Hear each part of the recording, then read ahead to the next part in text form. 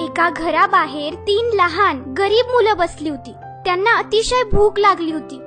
काही वेळाने त्या घरातून एक महिला बाहेर आली.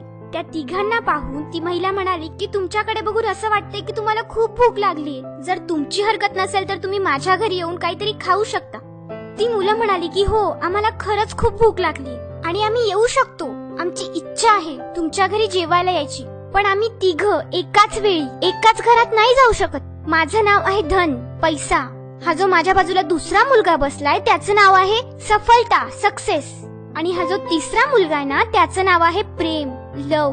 तर तुम्ही आमच्या तिघांमधून कोणाला तरी एकालाच तुमच्या घरी घेऊन जाऊ शकता. बाकीचे 2 जण बाहेरच राहतील. आता तुमची मर्जी आहे की तुम्हाला कोणाला घेऊन जायचंय ते. हे ऐकून ती महिला म्हणाली की मी माझ्या कुटुंबासोबत चर्चा करते आणि मग तुम्हाला सांगते.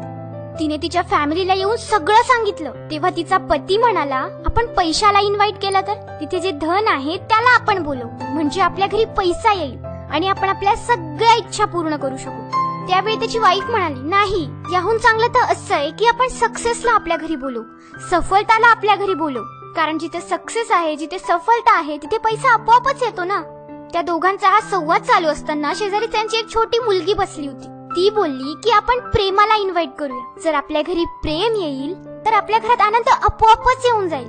त्या मुलीचं म्हणणं त्या दोघांनाही पटलं. मग ती महिला बाहेर गेली आणि तिने सांगितलं की मी प्रेमाला इन्व्हाइट करायला आली, मी प्रेमाला घेऊन जायला आली. आणि जसंही प्रेम त्या महिलाच्या मागे मागे तिच्या घरात जायला लागलं तर सफलता आणि धनही त्याच्या मागे मागे जायला लागलं. त्यावेळी त्या महिलेने विचारलं की तुम्ही तर बोलले होते की तुम्ही तिघं एकसाथ नाही येत आणि मी तर फक्त प्रेमाला बोलवलंय, मग ते कसं काय येत आहे?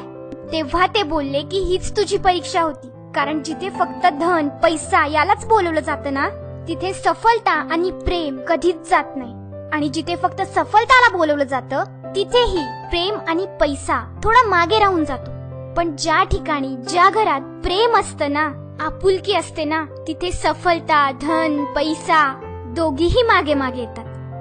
ही छोटीशी गोष्ट आपल्याला बरंच काही शिकवून जाते की आपण आजकाल पैशाच्या मागे तर लागलोय, सफलताच्या मागे तर लागलोय, पण या सगळ्यात ते प्रेम, ती आपुलकी खूप मागे राहून गेलीये. आणि जिथे प्रेमच नाहीये ना, तिथे कितीही पैसा असू द्या, कितीही सक्सेस असू द्या, या सगळ्याचा काहीच उपयोग नसतो. पण जिथे प्रेम असेल ना, तिथे ह्या दोघी गोष्टी आपोआपच येतात. म्हणून कधीही पैसा आणि सफलताच्या मागे इतकेही धावू नका की प्रेम मागे राहून जाईल. तुम्ही धनवान बना, तुम्ही सफल व्यक्ती बना, पण ते बनण्याच्या नादात तुमच्या प्रेमाला मागे सोडू नका.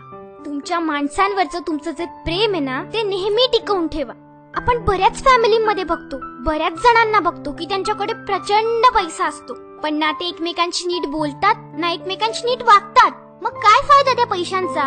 सांगा ना, काय फायदा? कशासाठी कमवतो आपण पैसा? आनंदासाठी. पण आपण पैसा कमवण्यात इतके गुंतून जातो की आपण विसरूनच जातो की आपला खरा आनंद काय. खरा आनंद तर आपल्या फॅमिली सोबत प्रेमाने राहण्यातच आहे. म्हणून कधीही सफलता आणि धनाच्या मागे इतकंही लागू नका की तुमचं प्रेम मागे राहून जाईल.